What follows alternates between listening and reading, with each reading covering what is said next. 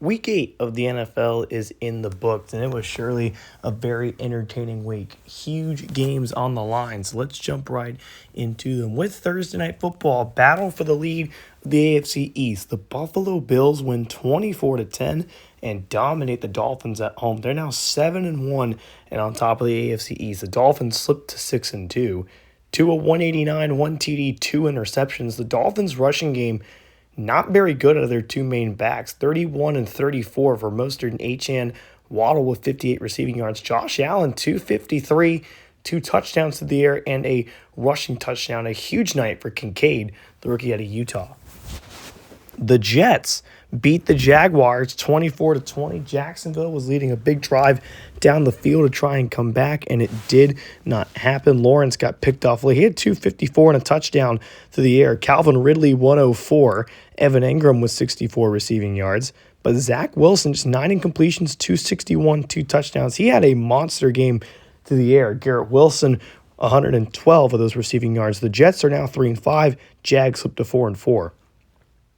Game of the year in Washington. The Eagles win 38-35 in overtime, but that wasn't the case there in the late stages. The Commanders were down 35-13 with 6 minutes to go. They come all the way back and force overtime thanks to a last-second touchdown by Sam Howell for the second time this year.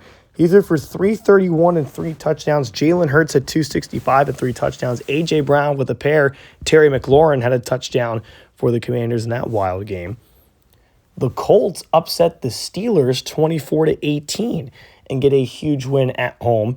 Pittsburgh has now dropped another game in their books. They are now 5-3 as Kenny Pickett threw for 213 and touchdown and interception. Anthony Richardson 215 and 2 touchdowns. Pretty good day for him. Jonathan Taylor has been a big factor in the offense. Najee Harris had a rushing touchdown. But the Colts 3-4 and 1 game back of the AFC South. They are still in contention, but they've got a tough game next week as they play Kansas City. Another upset, the Bears beat the Vikings 28-23 to get their second win of the season. A huge win for Chicago. Fields, 221 and 2 touchdowns. He had 1 on the ground as well. DJ Moore and Cole Kmet each had those receiving touchdowns. Kirk Cousins, 2 touchdowns and an interception. TJ Hawkinson had 1 of those touchdowns. Justin Jefferson only held to 97 yards receiving, so a good job by the Bears secondary. And then here we go, the game that was hyped up all week. It's the Detroit Lions who lost to the Dallas Cowboys back in Week 7. They upset Kansas City 28-19 to get to 7-1 and are back on top of the power rankings. 231, 3 touchdowns for Jared Goff. St. Brown had 1 of those touchdowns.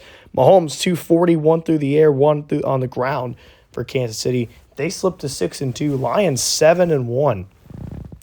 And the favorites to win the Super Bowl going into next week. The Seahawks take down the Texans 17-9 in a very defensive game. Seattle, they get a well-needed win. They were 3-1, lost 3 in a row, and they get the win here. 196, 2 touchdowns from Geno Smith, 1 going to DK Metcalf. And then for Stroud, 227, that's it. I mean, he was sacked twice. But Houston, their offense stalled every time they got into Seattle territory. That Seahawks defense did their job. Texans now slip to 3-5 after having a great run there in the middle of the season.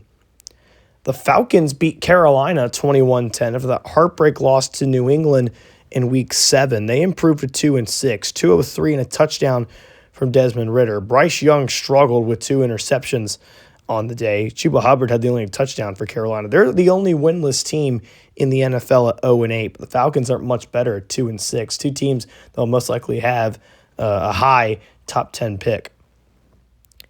And speaking of the Patriots, they lose 16-7, and it's the New York Giants who get a big upset on the road in Foxborough. No one really saw the Giants winning this game, but it was Saquon Barkley's 101 yards on the ground, which helped the Giants win the game. Mac Jones threw 2 interceptions, both in the second half. Mike Gesicki had the only touchdown for the Patriots in the third quarter.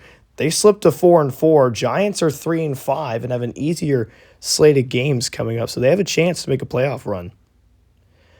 And another upset for you, the Cardinals take down the Titans 23-14 to get their second win in a row. as the Cardinals progressed to 2-5, 179 and touchdown. The Cardinals didn't play very great offense. It was the defense. They had 4 sacks on Ryan Tannehill, and they got the interception. Derrick Henry had 100 rushing yards, but the Cardinals secondary played how they needed to play to get the win. They're now 2-5. Titans slipped to 3-5. And then this game, a very interesting one. The Rams were up 24-7, but the Browns came back and made an interesting game. But the Rams still win by 3 to progress to 4-3. 237, 2 touchdowns, but an interception for Matthew Stafford. Deshaun Watson, another 200-yard game. Touchdown, interception, had a rushing touchdown in this game. As a Kareem Hunt also had a touchdown. The Browns are 2-5, but they've played very well the past couple of weeks, so they've got a chance to upset some bigger teams on their schedule. The Broncos beat the Chargers 26-10 as they are on a hot winning streak right now. They are right now one of the best teams in the league when it comes to points per game. They've won their last 3, 194 and a touchdown for Russell Wilson. Max Duggan, 163, 2 interceptions, had his first career NFL touchdown on the ground, and it was a 6-yard rushing touchdown. Pat Surtain had an 88-yard pick six, which sealed the game for the Broncos, who are now 4-4. America's game of the week wasn't even close. 21-6, the Buccaneers win in West Florida to take down the Packers, who have been on the struggle bus. They've lost their last 2, 196 and a pick for Jordan Love, who didn't do much for the offense. But Baker Mayfield, 246, 3 touchdowns, staying in the MVP race as his Buccaneers are now 6-2 and have won 4 straight games. Mike Evans, 95 yards and a touchdown. Surprisingly, a quiet game for him this year. And then why not add to the upset games where the Bengals beat the Cowboys 30-25 on Sunday Night Football. Second year in a row, they've beaten the top NFC East team. Burrow, 286, 2 touchdowns. 198 of those went to Jamar Chase, who had himself a monster game. Prescott, 382, 2 touchdowns. Jake Ferguson had the best game in his career with 122 receiving yards and a touchdown. Micah Parsons quietly had 3 sacks on the night. The only 3 sacks for the Cowboys the entire night. And then Monday Night Football to wrap up the week, the 49ers win 31-10 over the Raiders in the game that Sam Darnold needed to have. 291, 3 touchdowns for Darnold. Christian McCaffrey threw a touchdown to George Kittle in this game, but the Raiders are 1-6. More importantly, they've lost 6 straight games, as there's rumors Jimmy Garoppolo will get benched for Aiden O'Connell in Week 9 next week, so that's a huge storyline to look forward to. And then we had 2 teams on a bye this week, the New Orleans Saints and the Baltimore Ravens. So they'll be back in action. They'll actually play each other next week.